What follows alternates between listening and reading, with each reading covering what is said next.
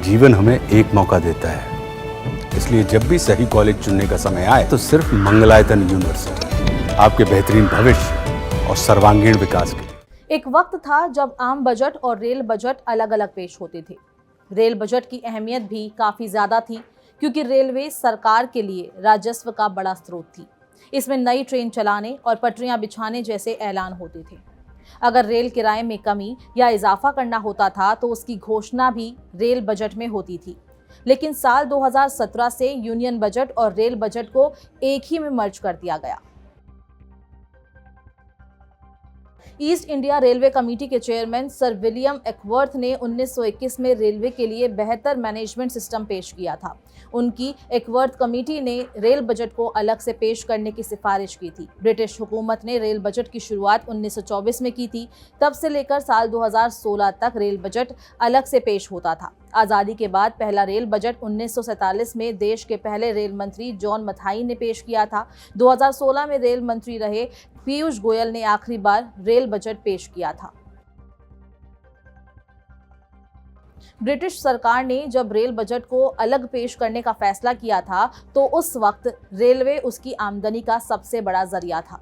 तब आज की तरह सड़कों का जाल नहीं था। हवाई जहाज और बस कार जैसे यात्रा के दूसरे सुलभ साधन भी नहीं थे। जब वे साधन बढ़े तो सरकार की रेलवे से कमाई घटने लगी, यहाँ तक कि उसे रेलवे के संचालन से नुकसान तक भी होने लगा। 1970 के दशक तक रेलवे बजट का कुल राजस्व में योगदान 30% तक था, लेकिन 2015 से 16 तक ये घटकर 11.5% पर आ गया। ऐसे में कई एक्सपर्ट के साथ सरकारी थिंक टैंक नीति आयोग ने भी रेल बजट को अलग से पेश करने की परंपरा खत्म करने का सुझाव दिया, जिसे सरकार ने साल 2016 में मान भी लिया। केंद्र सरकार ने 21 सितंबर 2016 को रेल बजट को आम बजट के साथ मर्ज करने की मंजूरी दे दी। दिवंगत अरुण जेटली उस समय वित्त मंत्री थे। उन्होंने 1 फरवरी 2017 को आज़ाद भारत का पहला संयुक्त बजट पेश किया, जिसमें रेल और आम बजट एक साथ शामिल थे।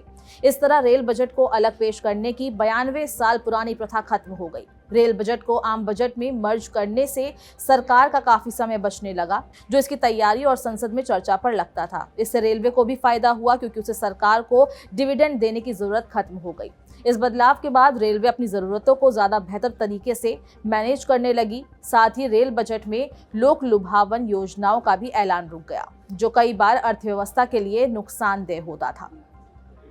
इस वीडियो में बस इतना ही। अगर आपको ये वीडियो पसंद आई है तो इसको लाइक और शेयर करें। देश और दुनिया की तमाम अपडेट्स के लिए दैनिक जागरण को आज ही सब्सक्राइब करें।